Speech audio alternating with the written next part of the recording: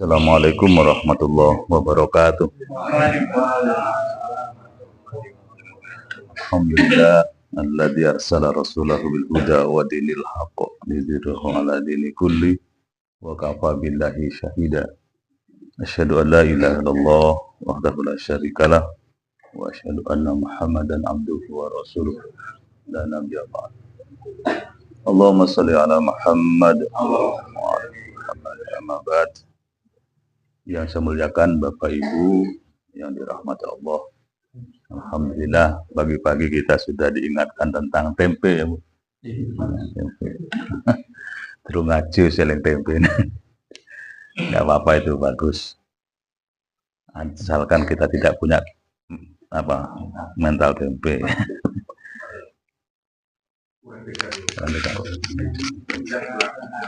Ini yang mana yang kurang dekat? Ini ya. Padahal ini sudah dekat loh. Wa nahnu aqrabu ilaihi min hablil warid. Saya lebih dekat kepada manusia dari urat lehernya, ini dekat sekali. Memang suaranya agak kecil saya. Makin lemah. Alhamdulillah pagi hari ini kita bisa bersua dalam suasana Idul Kurban. Jadi pasti ada daging nanti. Kalau tadi tempe, sekarang daging. Idul Kurban yang kemarin kita laksanakan itu mengingatkan kepada kita bahwa dua hal. Pertama, Idul Kurban itu mendorong kita untuk menjadi orang yang bertakwa kepada Allah. Orang bertakwa itu orang yang tidak tawar-menawar atas perintah yang Allah berikan. Seperti Nabi Ibrahim disuruh menyembelih putranya, nggak usah tawar-menawar, langsung dilaksanakan, tetapi tidak serta-merta. Nabi Ibrahim masih ngajak dialog dengan putranya. Saya semalam bermimpi untuk menyembelihmu, nak. Gimana menurut pendapatmu? Pandur madataro. Bagaimana menurut pendapatmu? Ini bapak yang baik. Kalau punya kehendak, keinginan, diajak dialog, didengar aspirasinya. Dan Ismail sebagai anak yang patuh, jawabannya melegakan. Ya abatif al-matu marusata jiduni, insyaallah minasabirin. Wahai ayah, kalau itu memang perintah Allah, laksanakan. Insya Allah ayah akan melihat saya dalam keadaan sabar. Nabi Ibrahim ya ragu juga ya. Jawabannya kok mantap gini. Tidak dikira jawabannya seperti itu. Maka dituntunlah Ismail menuju satu tempat. Di situ justru godaan datang.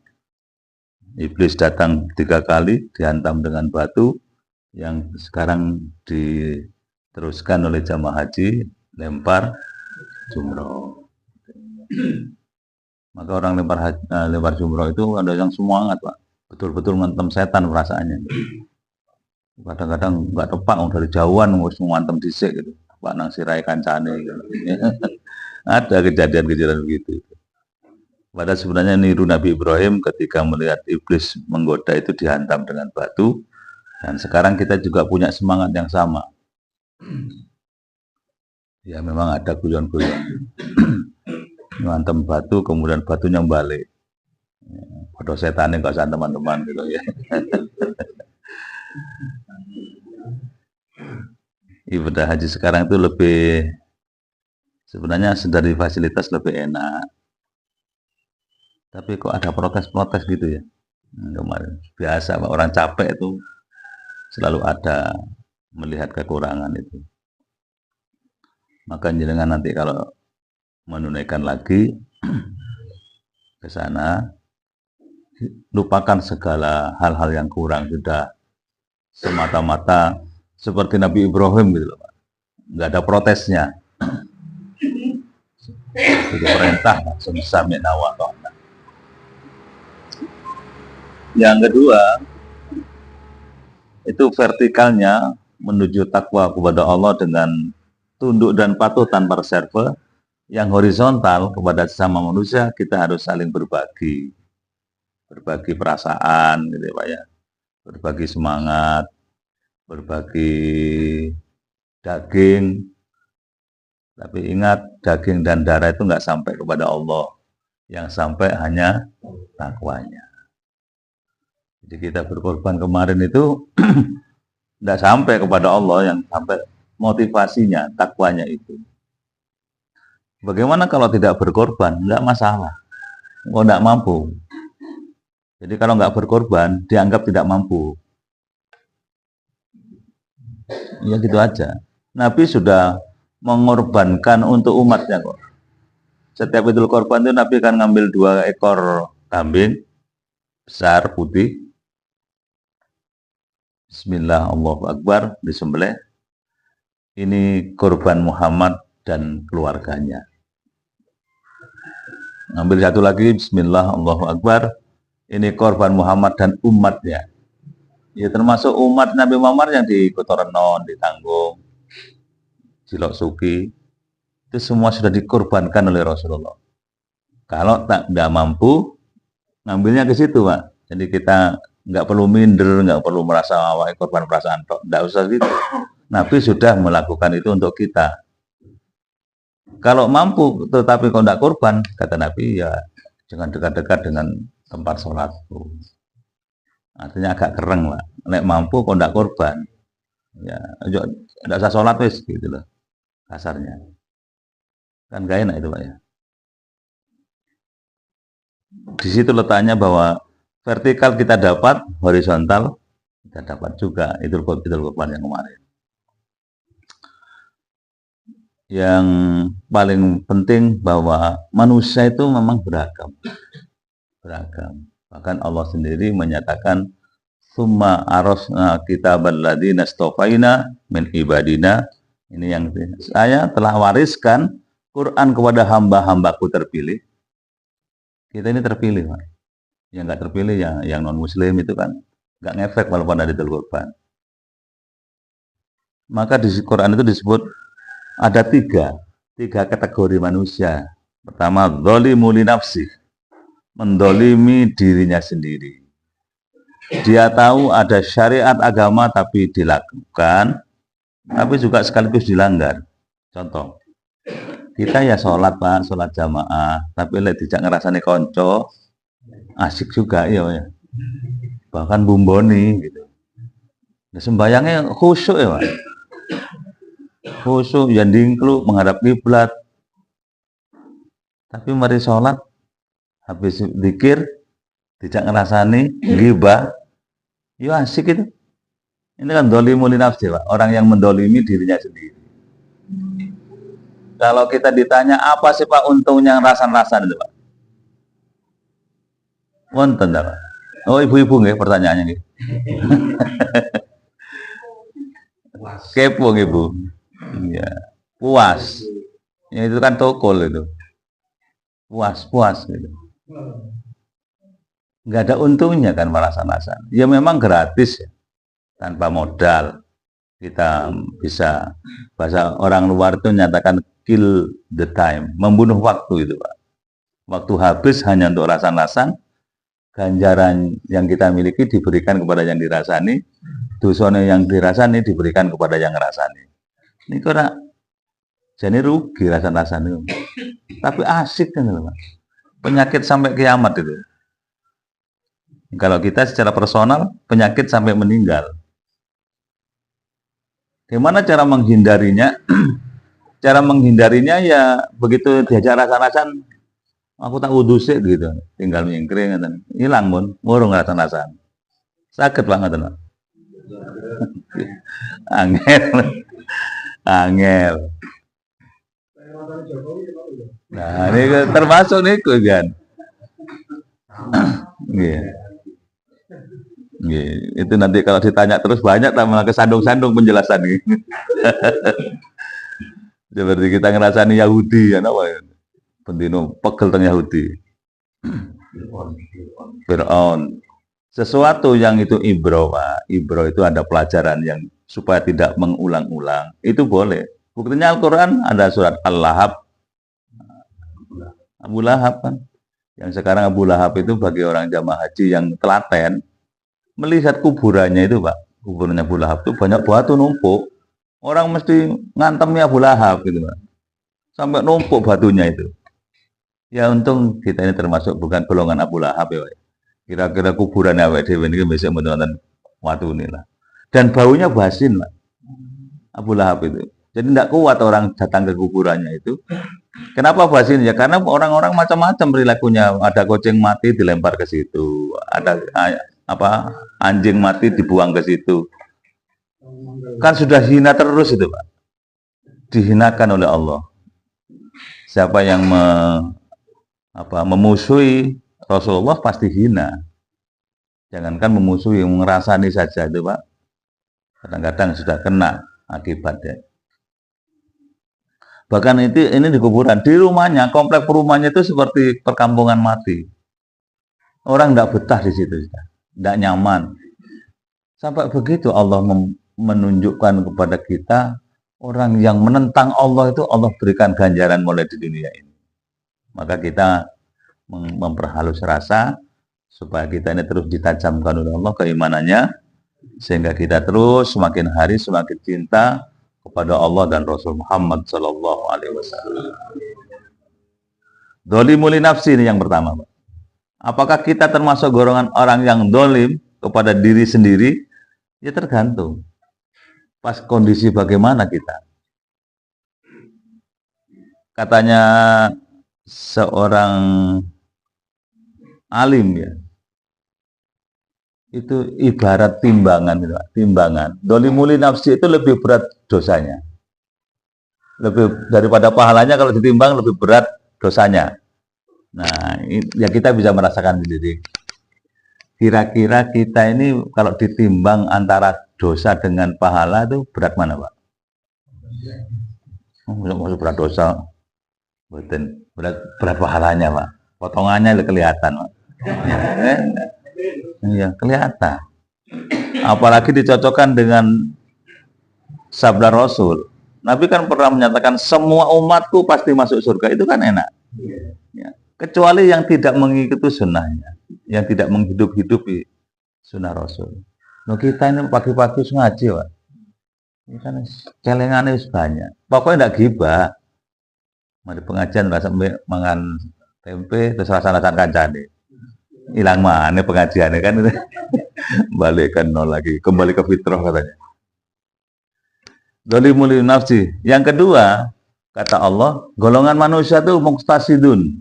Golongan yang kedua, golongan tengahan. Muqtasidun itu ya kalau ditimbang lebih banyak pahalanya. Kalau tadi banyak dosanya. Banyak. Kenapa kok bisa banyak pahalanya? Ya sekujur tubuhnya itu bernilai ibadah. Badannya walaupun rada sampai titik-titik gerukuk dan sujud. Berdiri dari duduknya itu kan kadang-kadang ada yang sambat aduh gitu. Kalau di luar sholat, tapi di sholat tidak sambat, karena orang termasuk orang yang golongan kedua ini orang yang lumayan bagus lah.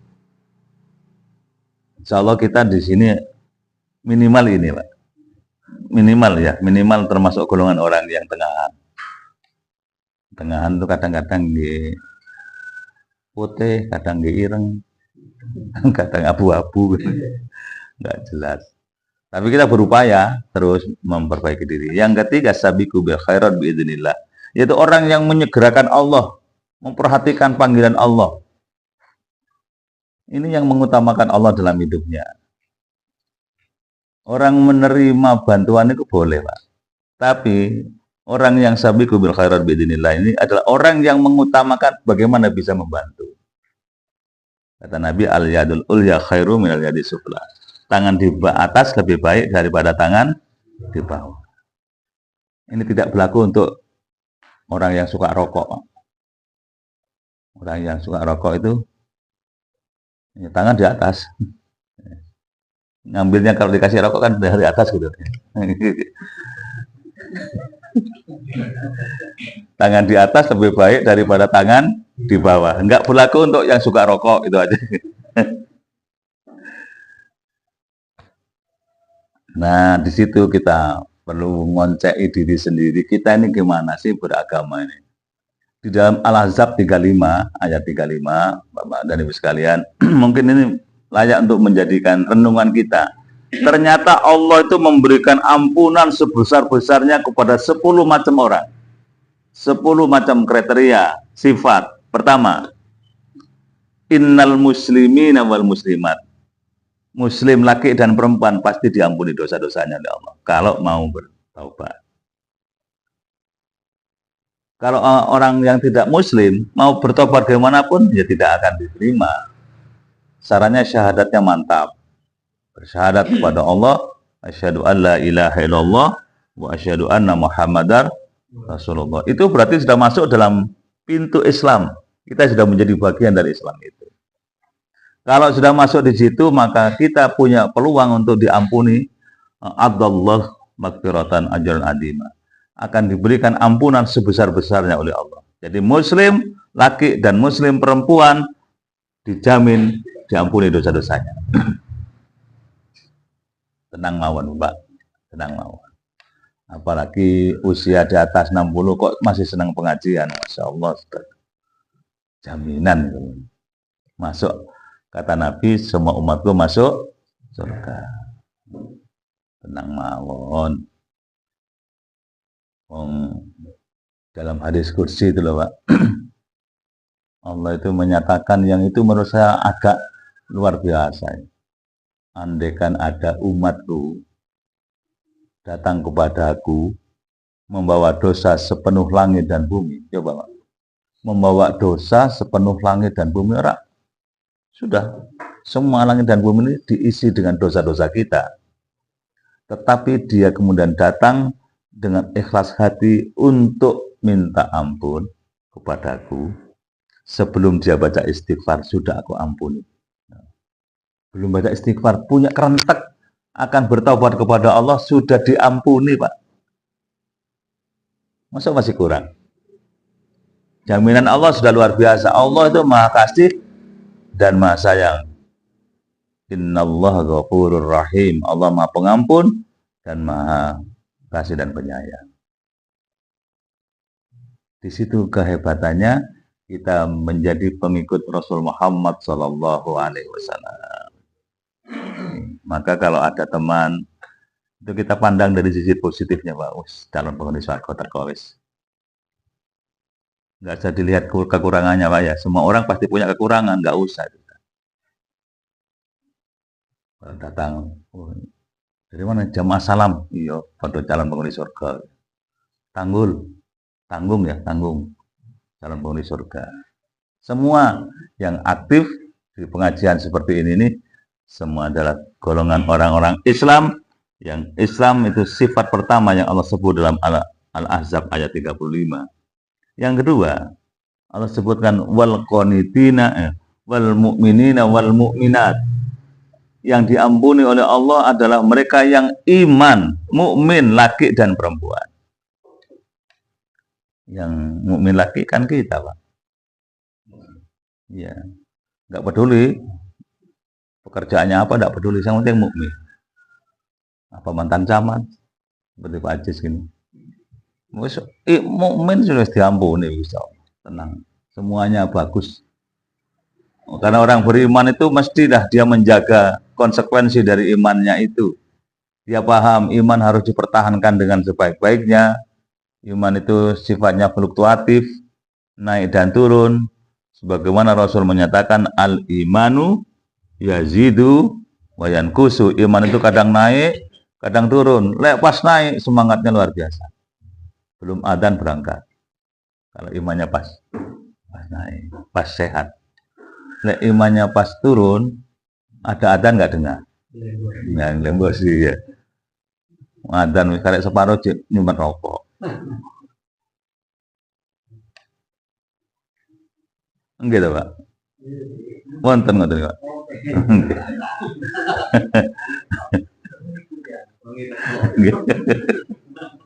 Terus itu betul akal gibah.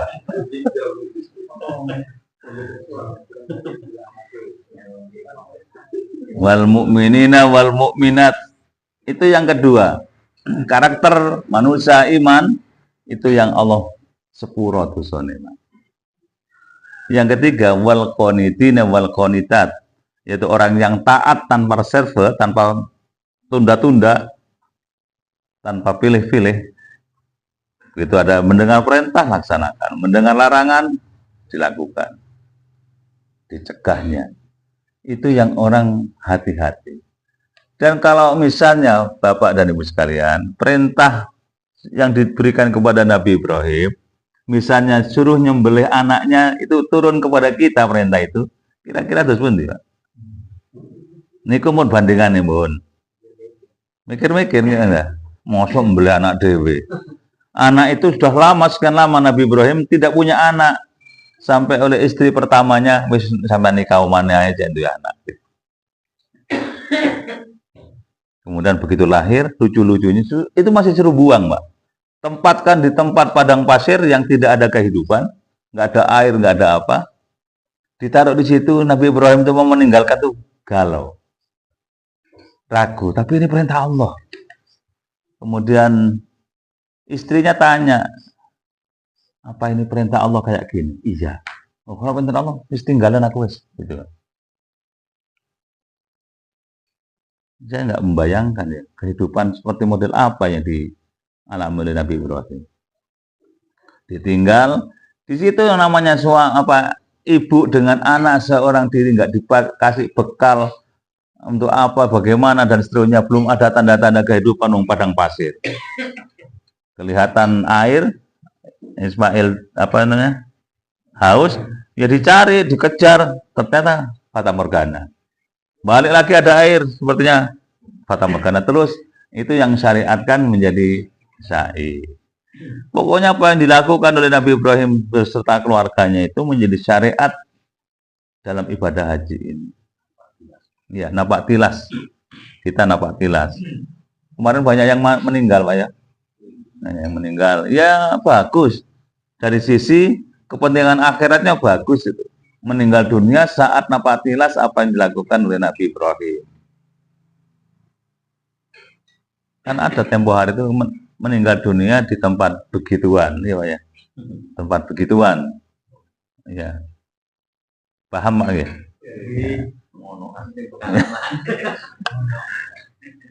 Ya kalau itu ditanya orang itu kan nggak enak jawab ya.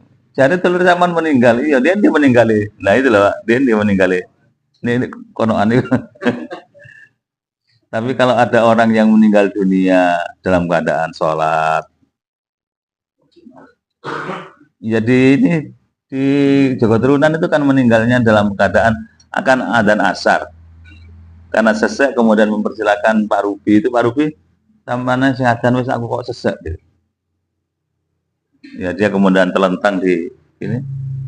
Begitu la ilaha illallah selesai adzan, dilihat sudah nggak ada. Kondisi habis wudhu akan adzan di masjid meninggal dunia. Gimana Pak kita? Ya Allah. Padahal beliau itu paling adzan. Ya istiqomah adzan, cuma ambaannya bukan kuat. Jadi sambungan. Hayya 'alas shalah. Gitu Pak. Jadi seakan mertuanya Pak Jato itu, Ustadz Jato itu yang meninggal. Nah, kembali lagi bahwa orang yang taat kepada Allah itu mendapatkan ampunan yang sebesar-besarnya dari Allah Subhanahu wa taala. Mari kita tingkatkan dari Islam menjadi mukmin yang sejati, menjadi orang yang qanitin, orang yang taat kepada Allah tanpa reserve. Nah, ini sudah mulai mengurangi lampu itu. Yang keempat, was-shadiqina was-shadiqat. Orang yang jujur. Nah, di sini sudah mulai agak banyak hal. Orang yang jujur itu mendapatkan ampunan dari Allah. Pertanyaannya, bagaimana tingkat kejujuran kita dalam hidup ini? Bapak-bapak, bagaimana Pak kejujurannya dalam hidup ini Pak? Napa saestu napa Kadang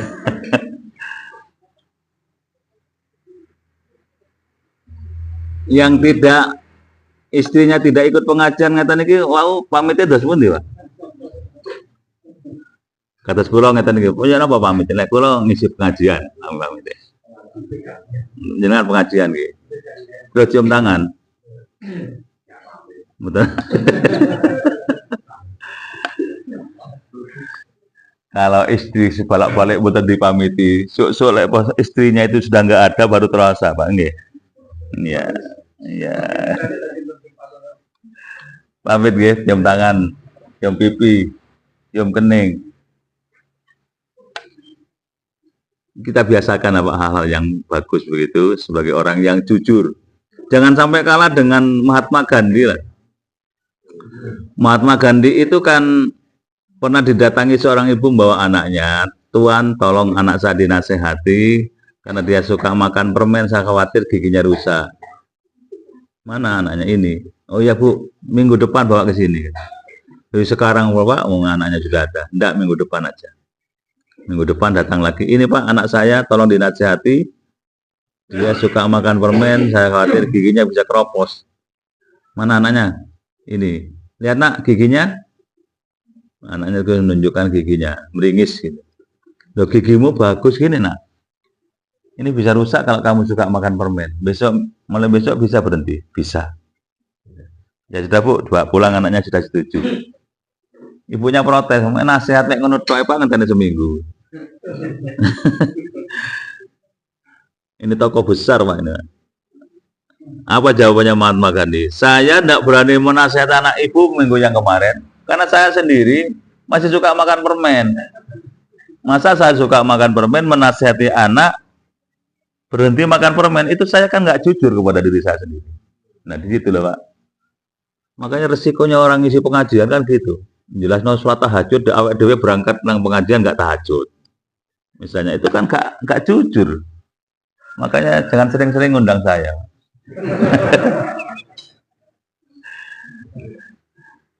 Banyak resiko yang harus ditanggung. Maka kata Yai Manap dulu itu, syaratnya jadi kiai itu gampang. Kenapa Yai? Nek ilmu bisa dipelajari. Bendino gedho belajar ilmu itu. Sing menjadi syarat paling penting seorang kiai adalah kuat ngempet. Bo niku Pak. Ilmu bisa dipelajari. Ngempet. Kati ngamuk ngempet. Kati napa malih Pak? No? Nggih termasuk ngempet. Badhe males salat sunah ngempet, curang ngempet, macam-macam. Sehingga Yai itu pernah kedatangan seorang tamu bawa mobil baru itu ya, diberikan kepada Yai maksudnya dari sebuah instansi. Yai tanya, Kang gini apa nih mobil ini? Kang jenengan Yai.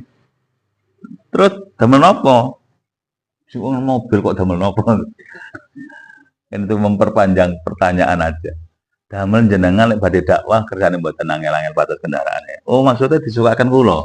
Nggih. Ngeten nggih, jenengan sampaikan teng pimpinan jenengan, kula mboten butuh mobil.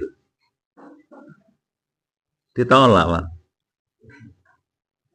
Kalau mobil itu diantarkan jenengan?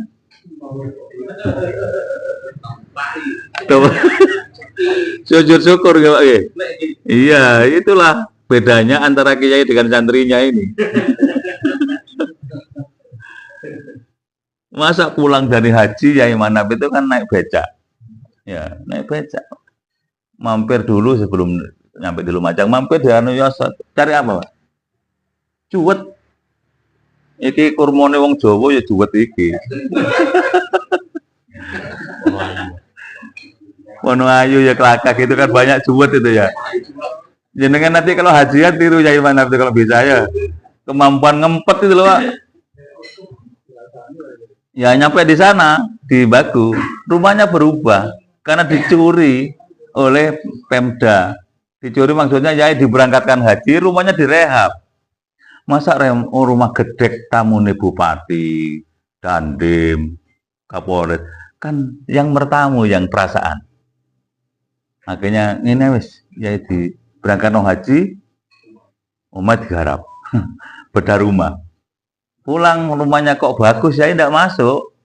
Aku di masjid aja wis ngene carane.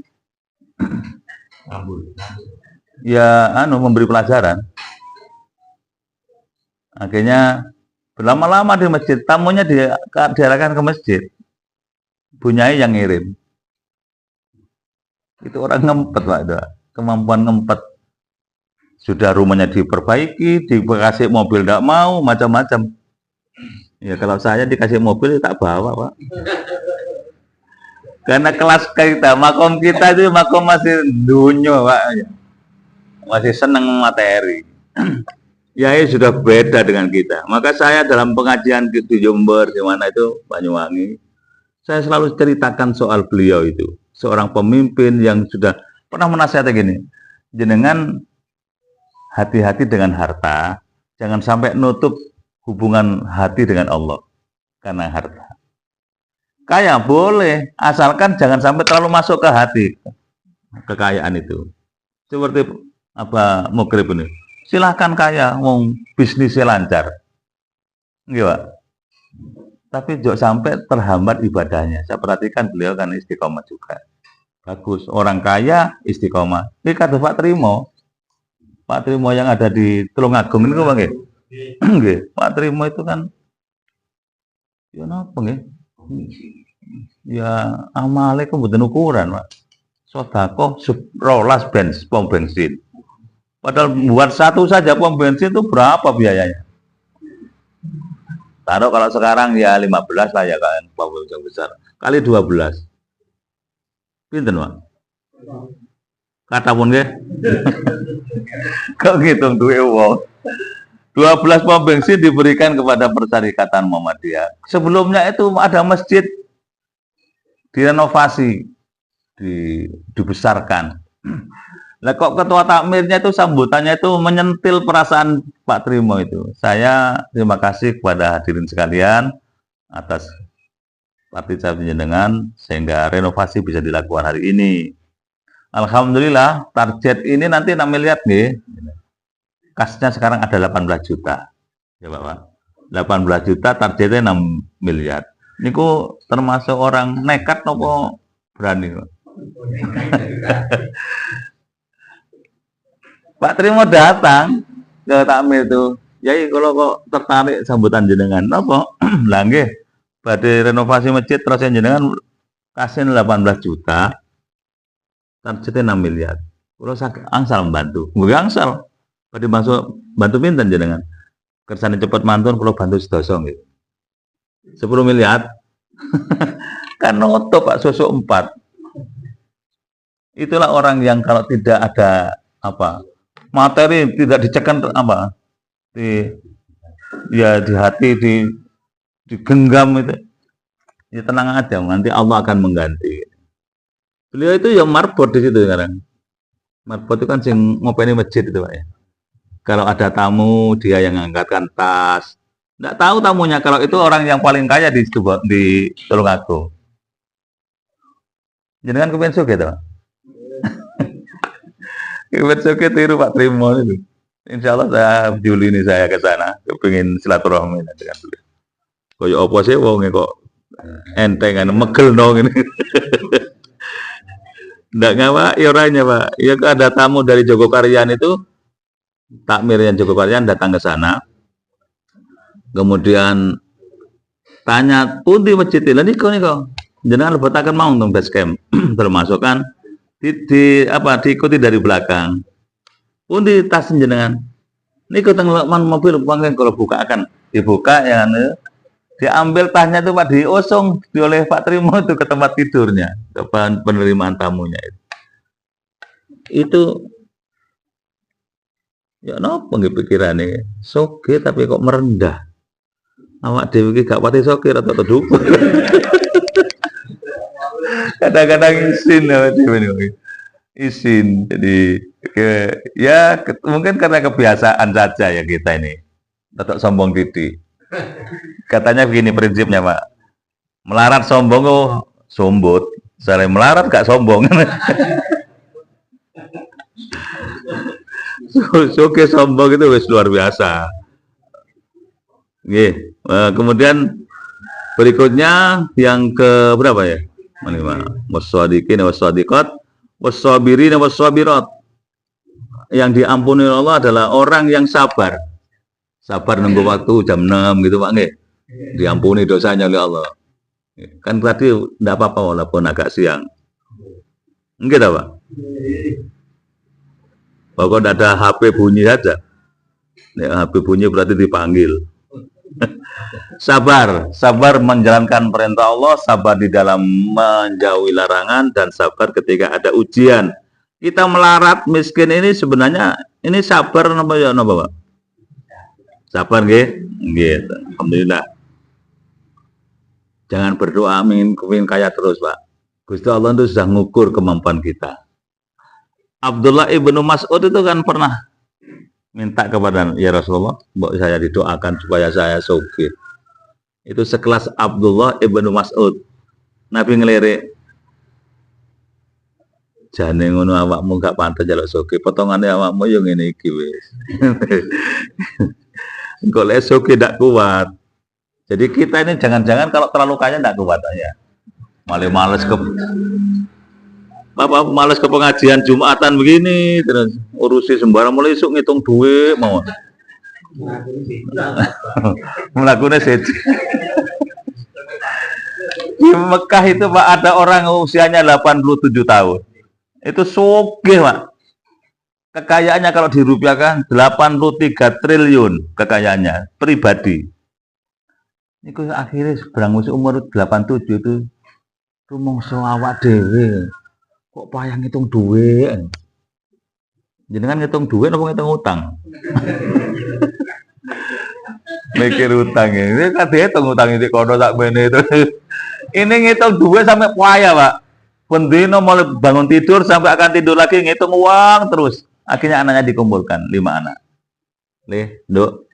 Ini yo bapak ini kok payah ngitung duit pendino. Terus apa Pak? Kata anaknya. Ini dumen yo sak duluran wis. Bapak njaluk sak cukupe bendino iki lho. Yang penting ana kelambi, ana panganan, bendino ngono. Liyane pen wis dumen sak duluran. Jadi orang itu Pak, lek kakean duit, suwe-suwe nggih bosen Pak. Nek jenengan seneng berarti duit mek titik.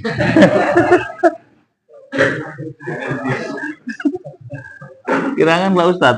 Gimana Ustad? Tadi seneng tempat pun bosan.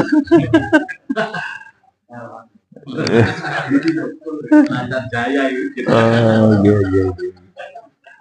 Sabar nggih. Apapun kondisinya kita sabar saja. Ya, kondisi sekarang kita sikapi dengan kesabaran.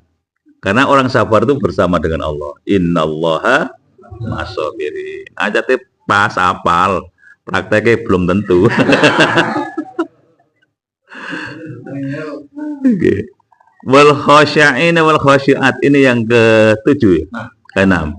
Yang diampuni oleh Allah adalah mereka yang khusyuk, Pak. Hatinya khusyuk, sholatnya khusyuk, ketemu dengan Allah. Kan ada orang sholat tapi tidak ketemu dengan Allah. Bahkan jumlah rakaatnya lupa. Terus ngopo sing dipikir niku lho. Saking cepet kadang saking suwene sampai lali.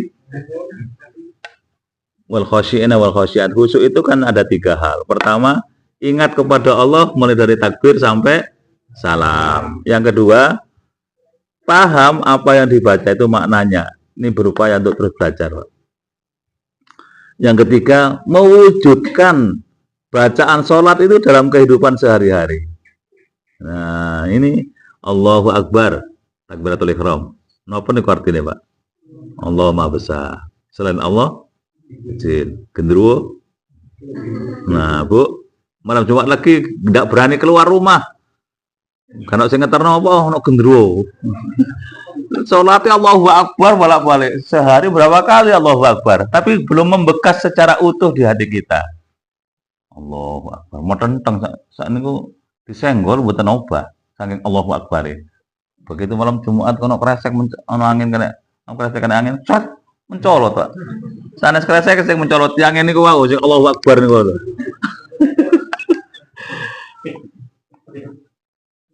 Wonten ngoten Pak. Wonten. Napa kelambi? Begini Gus tiang-tiang iki. Saya punya sahabat itu aktivis loh, aktivis. Sudah keluarga, sudah sepuh, sekarang sudah almarhum ya, maka nggak saya sebut. Itu kalau mau ke jeding malam hari, jedingnya di dalam rumah, tidak diterong sing wedo, tidak berani Pak. Sholatnya metenteng, Pak dingklu. Tapi khusyuk yang ketiga, mewujudkan pesan sholat dalam kehidupan sehari-hari masih belum sepenuhnya. Termasuk kita Subhana rabbiyal a'la wa bihamdi, subhana rabbiyal a'la wa bihamdi. Maha suci Allah yang maha tinggi, yang kita tinggikan dalam hidup Allah dan maha suci. Kita ini kotor, belum suci, apalagi maha. Tapi kadang-kadang perasaan awake dhewe niku, awake dhewe mosok Gusti Allah ndak ngerti sih nang awak-awake. Pantes kok teko mlakune wis pantes mlebu swarga. Mlebu swarga delok mlakune itu sana.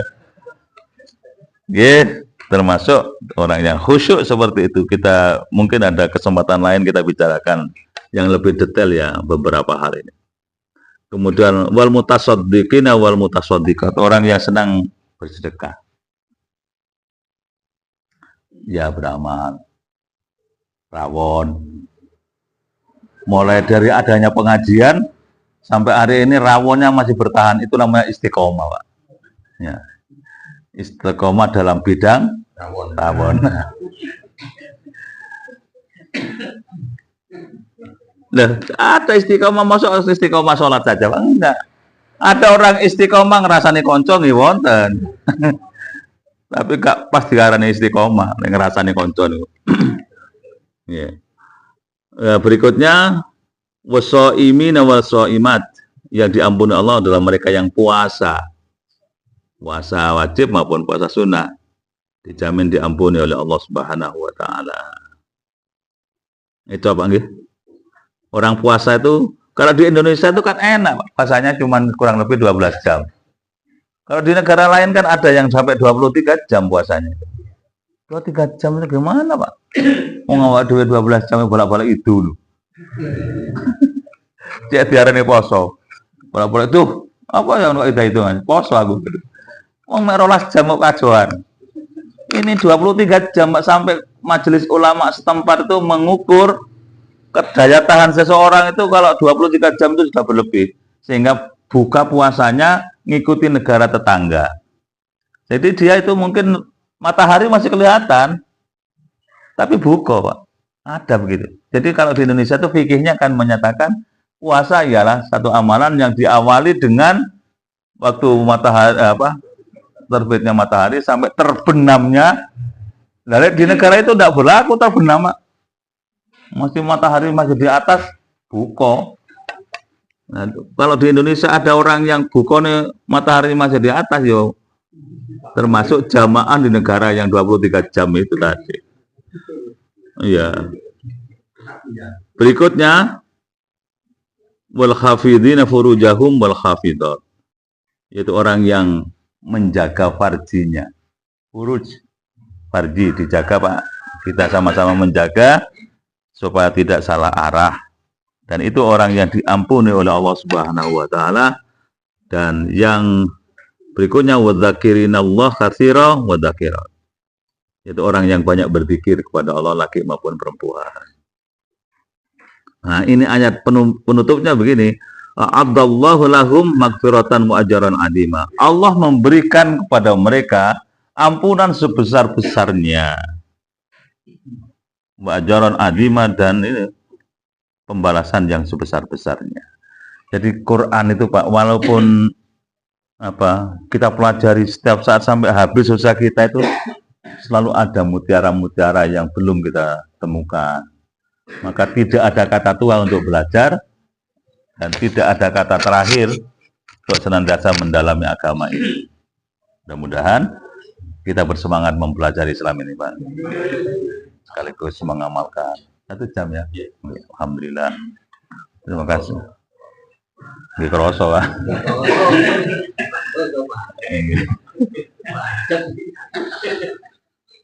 Nggih, matur nuwun. Mudah-mudahan manfaat. Assalamualaikum warahmatullahi wabarakatuh.